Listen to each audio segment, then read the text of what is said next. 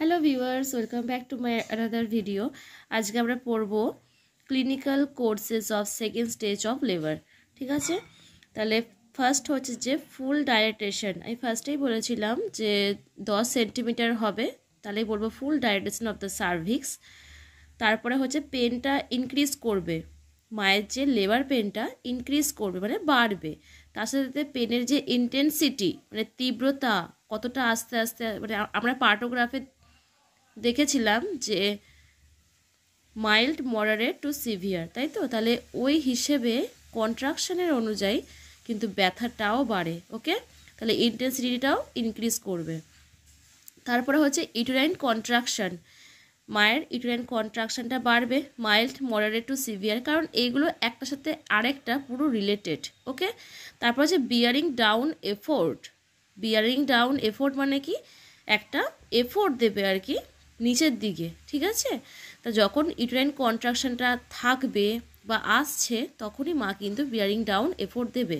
অযথা অন্য সময় দিয়ে কোনো লাভ নেই, তাহলে মায়ের এনার্জিটা লস হয়ে যাবে। তারপরে হচ্ছে এক্সপালসিভ ফেজ তখন থাকবে। ঠিক আছে, তাহলে এই কটা পয়েন্টস আমাদেরকে ক্লিনিক্যাল কোর্সের জন্য মনে রাখতে হবে। তারপরে হচ্ছে যে আমরা দেখব যে মেমব্রেন স্ট্যাটাস। আই ফর হচ্ছে ইনট্যাক্ট মেমব্রেন, মানে মেমব্রেনটা আর কি রাপচার হয়নি, অ্যামনিওটিক ফ্লুইডটাও পাস করেনি, তাহলে ইনট্যাক্ট রয়েছে। আর সি ফর ক্লিয়ার, যদি এটা যদি রাপচার হয়েও যায় তাহলে অ্যামনিওটিক ফ্লুইডের কালার দেখছি ক্লিয়ার। যদি গ্রিন হয় তাহলে জানবো মেকোনিয়াম স্টেন রয়েছে। ঠিক আছে, তাহলে এম ফর মেকোনিয়াম। তারপরে হচ্ছে ডিসেন্ট অফ দ্য ফিটাস, মানে ফিটাসটা ডিসেন্ট মানে নেমে আসা, তাহলে কতটা ফিটাসটা নেমে আসছে। তাহলে এখানে একটা আছে, রুল আছে 5/5, সেটাকে বলা হয় যে পেলভিক বিম 5/5 রুল। যদি 5/5 থাকে সেটাকে বলবো ফ্লোটিং, মানে ফিটাসটা এখনো ফ্লোট অবস্থাতে আছে। তো 4/5 হলে অন বিম, বিমের মধ্যে এন্টার করেছে। 3/5 হলে বলবো নট এঙ্গেজ, এখনও এঙ্গেজ হয়নি। 2/5 হলে বলবো জাস্ট এঙ্গেজড। আর 1/5 হয়ে গেলে বলবো এঙ্গেজড। আর 0/5 হলে বলতে পারি আমরা ডিপলি এঙ্গেজড। তাহলে 5/5 রুল। তাহলে এটা হচ্ছে মেকানিজম অফ লেবারের এঙ্গেজমেন্টের উপর ডিপেন্ড করে এই রুলসটা করা হয়েছে। ওকে, তারপর হচ্ছে ভ্যাজাইনাল সাইন।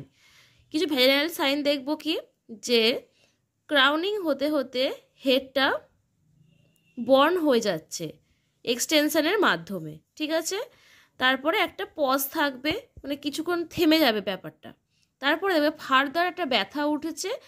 এবার বিয়ারিং ডাউন এফোর্ট যখন মায়েরা দেবে তখন গ্রাস অফ হলো যে অ্যান্টেরিয়ার যে শোল্ডারটা বেরোবে। ফার্স্টে আমাদের অ্যান্টেরিয়ার শোল্ডারটা বেরোবে, ওর সাথে সাথেই হাইন্ড যে ওয়াটারটা সেটাও বেরিয়ে আসবে, মানে অ্যামনিওটিক ফ্লুইডটার সামনে অ্যামনিওটিক মানে ব্যাগ অফ অ্যামনিওটিক ফ্লুইড তৈরি হয়।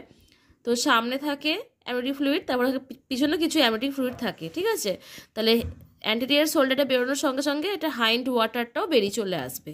এটাই হচ্ছে ভ্যাজাইনাল সাইন। তারপর হচ্ছে ম্যাটারনাল কিছু সাইন দেখবো আমরা, যেগুলো হচ্ছে এক্সহশন।